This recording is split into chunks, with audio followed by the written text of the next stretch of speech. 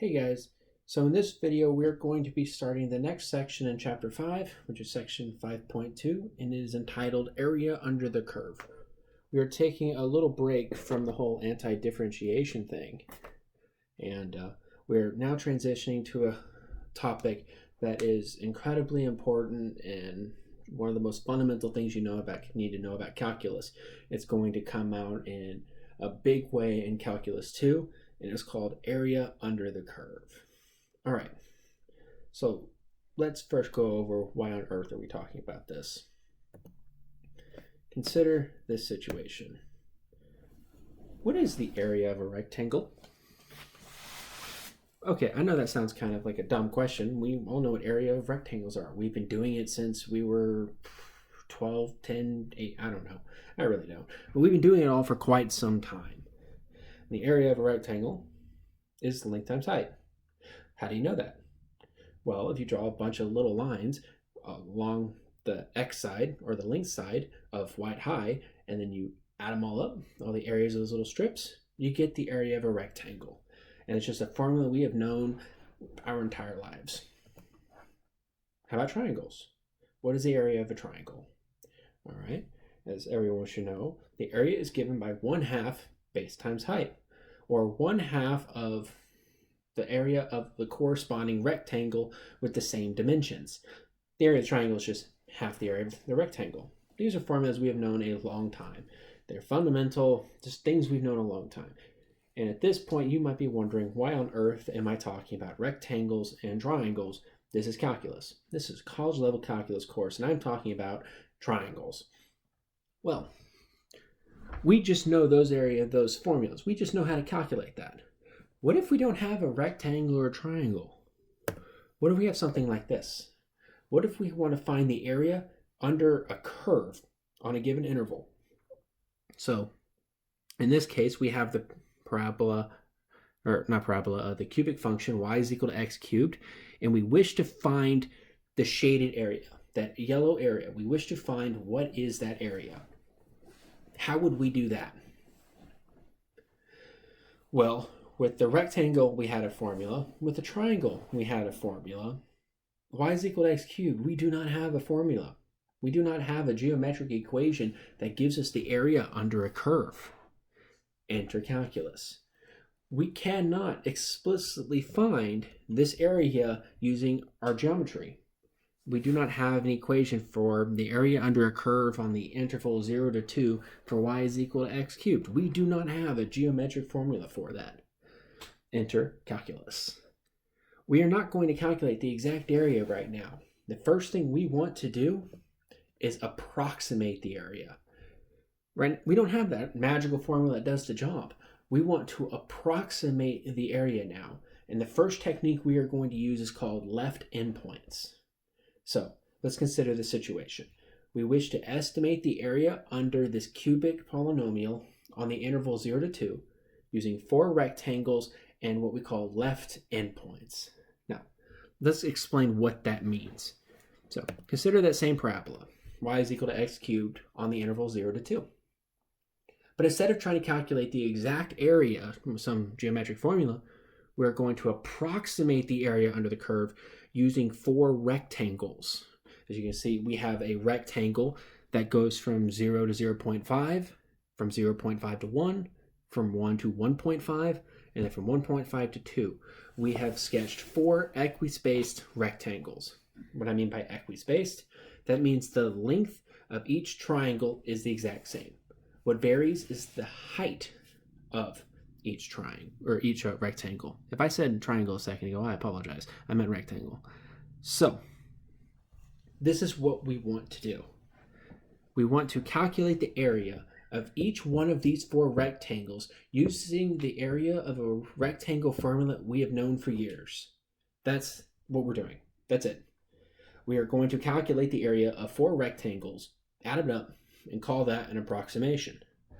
So now comes in the left endpoints part. What do I mean by left endpoint? Well, we know how wide we want to make each rectangle. We want to make them all the same and make them cover up the entire interval. The height is what changes on each rectangle.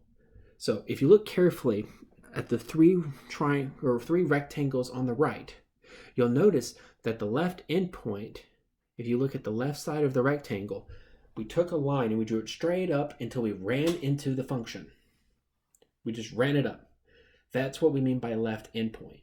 We look at the rectangle, and on the left side, that's what we run it up to the function. That's what determines the height of this rectangle. Okay? So that is the basic premise of what we're doing. We're going to construct these rectangles using left endpoints under the curve to approximate the area. Well, the first step is to calculate the area of the first rectangle. Well, how do we calculate the area of a rectangle? Well, that's just height times width. We already know the width. It's going to be 0.5 because the width of this rectangle goes from 0 to 0.5, so its width is 0.5. Now, the trick is the height. What are we calling the height? Well, we take that left endpoint, 0, and we evaluate it at f. That's what we mean by running it up into the function. We evaluate f at that left endpoint, which is just f of 0. That's going to be our height. So now we have height times width. We need to evaluate all of that. We get 0 cubed times 0.5, but that's 0. That's kind of anticlimactic. The area of our first rectangle is 0. Now let's try the area of the second rectangle. Well, the area of the second rectangle is area equal to height times width. That's just standard formula for the area of a rectangle. Now we need to figure out what our height is and what is our width. Well, we made all of the triangles the same width. So its width is going to be 0.5. How do we know that? The right endpoint of the second rectangle is equal to 1. The left endpoint is 0.5. So its width is 0.5. Now, for the height. To calculate the height of this rectangle, we need to evaluate the function f at 0.5. Why 0.5? Because that's the left endpoint of the rectangle. We evaluated it at f, and that gives us the height of our rectangle. Or this. The area is equal to the function evaluated at 0.5 times the right endpoint, 1, minus the left endpoint, 0.5. So we get 0.5 cubed times 0.5, which is 0.125 times 0.5, which is 0.0625. So we now have the area of the first rectangle, and we have the area of the second rectangle. Now we need to repeat this process for the remaining two rectangles. And here's what we get. We're just going to repeat this process, calculating the area of all four, and then we're going to sum it up. As we just calculated, the area of the first rectangle is height times width, where its height is the function evaluated at the left endpoint, 0, times the width, 0.5, plus the area of the second rectangle. But since we're using left endpoints, the height of the second rectangle is just the function evaluated at 0.5, because 0.5 is the left endpoint of that second rectangle. Then we multiply it by its width, which is 0.5, and now we keep repeating this pattern. For the third rectangle, we need to get its height and width.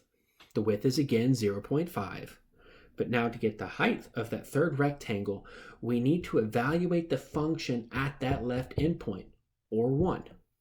So this right here, this f of 1, that is the height of the third rectangle right here. So this value f of 1 corresponds to this line right here. And now we just need the width right here, which is 0.5. So that'll give us the area of the third rectangle. Now we do it again for the fourth rectangle. The height of this rectangle is just the function evaluated at this left endpoint, 1.5. So this height is f of 1.5 times this width, which is just 0.5. Now we have to add all these up, and we get these calculations. All I've done is I've plugged in these three values into the function f, and now we add it up, which is equal to 2.25. All right. So to recap real quick what we did, we used 4 rectangles of the same width, 0.5, to approximate the area under this curve. Y is equal to x cubed with these 4 rectangles. And we use left endpoints. And by left endpoints, we look at each rectangle. The left-hand side is what we're going to run up into the graph. That's what we're going to call the height of that rectangle. We already have the width. Calculate the area by multiplying length times width. Add them up, and we have our approximation, which in this case is 2.25. All right? Well, that's with left endpoints. And if you notice, if we use these left endpoints, we actually left a lot of area on the table. See, if you look at these rectangles, we have this gap in here, we have the gap in here, and all the way down. So this wasn't necessarily the best approximation in the world. It really wasn't. When we use these left endpoints, there was a lot of area under the curve that was left unaccounted for. We calculated that approximation to be 2.25. But the area must be bigger than that because we forgot to calculate the remaining area. So what can we do about that? What's another way we can use these rectangles to get a better approximation? Well, last time we used left endpoints. What if we use right endpoints? So if you look back at, say, for example, the third rectangle, this left-hand side is what we run up to the function. What if we didn't do that? What if we constructed our rectangle where we use the right side to govern how tall this rectangle is? I mean, is this. This would be doing the exact same problem, but instead of estimating the area under the curve with left endpoints, we are using right endpoints. So it's the exact same technique. We partition our interval 0 to 2 up for 4 rectangles. And so we have these 3 endpoints right here. And then we want to build 4 rectangles using all of these points. For this first one, from 0 to 0.5, this rectangle, since we're using right endpoints, we want to take this point right here and run it up into the function right here. This is going to be the height of the first rectangle. And the second one, since we're using right endpoints, we're going to call the height of the second rectangle from here to here. We go to this right endpoint and we run it up until we hit the function. That's what we call the height. And we're just going to repeat this process the exact same way. So let's write this down. How do we find the area of the first rectangle? Well, area is just height times width. And as we just established, the area of that first rectangle is just its height, which is the function evaluated at that right endpoint, 0.5, times the width of this interval, 0.5 minus 0, or just 0.5. So f of 0.5 is the height of our first rectangle. 0.5 is the width of our first rectangle. Well, that's just 0.125 times 0.5, which is 0.0625. So we are just trying to figure out the area of each one of these rectangles using right endpoints. We're going to sum it up and get an approximation. And the area of our first rectangle is 0.0625. So this rectangle right here has area 0.0625. Now let's do the process again for the second rectangle. Since we're using right endpoints, that means we need to figure out what this height is. That is the height that is governing the height of this rectangle right here, this quantity. It is the function evaluated at the right endpoint of this rectangle, or the function evaluated at 1. So this is the height right here. F of 1 is the height of this second rectangle. It is this value right here. And we need to multiply it by its width, or 1 minus 0.5, which is just 0.5. So we get 1 cubed times 0.5, or just 0.5. From here, we have calculated that the area of the second rectangle is 0.5. And then just like what we did with the last problem, we're just going to repeat the same process a couple times so we can get the area for all 4 rectangles. So here's what's going to happen. The area of that first rectangle is equal to height times width.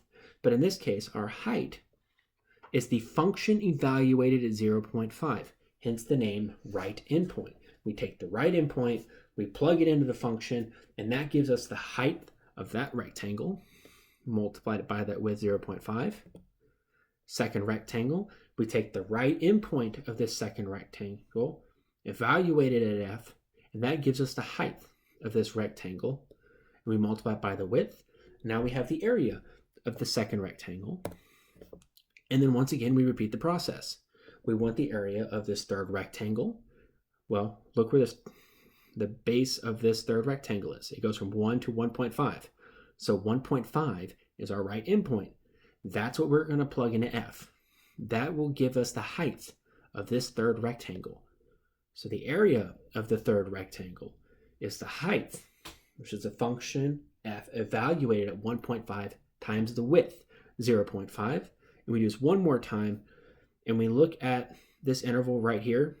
That is the width of our fourth rectangle, 1.5 to 2. Now, since we're using right endpoints, we take this right endpoint 2, we plug it into f. That gives us the height of this rectangle. Then we multiply it by the width, which gives us the area of this fourth rectangle.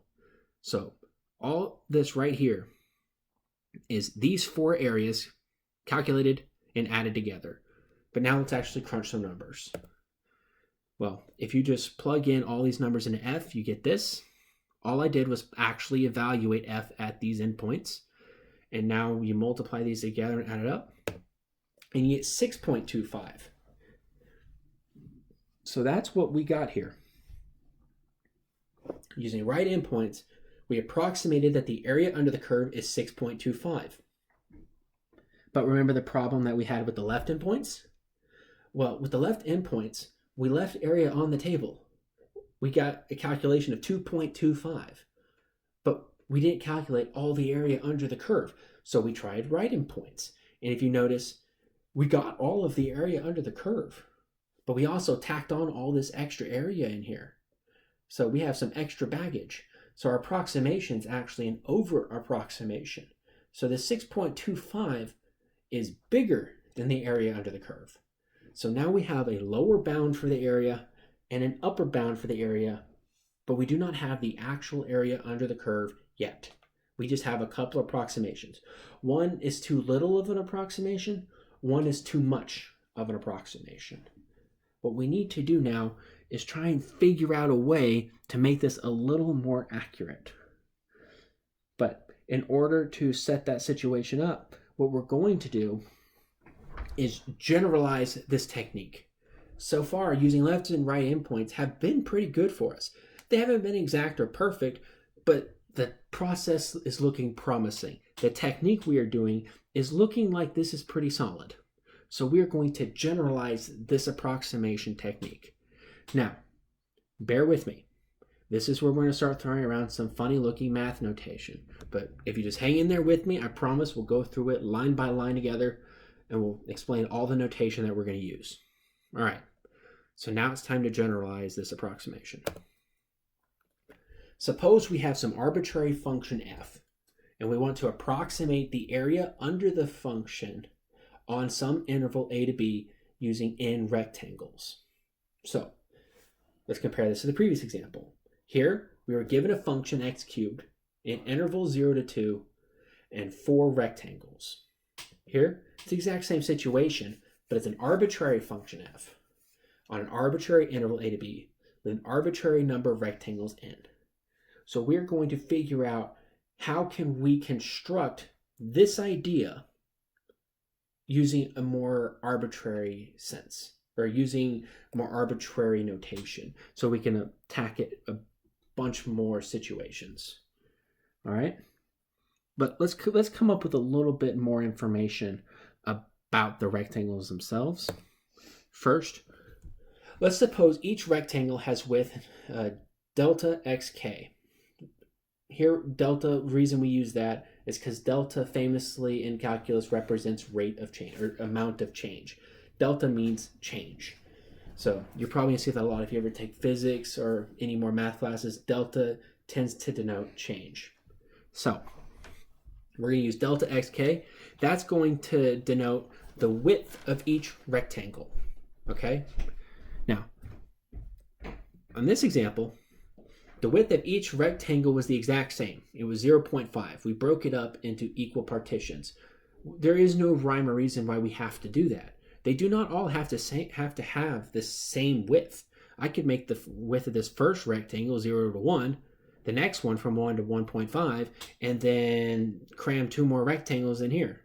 They could all have different widths. That doesn't matter. So we're going to call the width of each rectangle delta xk. So delta x1 is the width of the first rectangle. Delta x2 is the width of the second rectangle, so on and so forth. Now, we're going to pick the point xk star to be a point in each rectangle. In this point and problem, we used right endpoints. So xk star would have been, or x1 star would have been 0.5, x2 star would have been 1, etc., etc.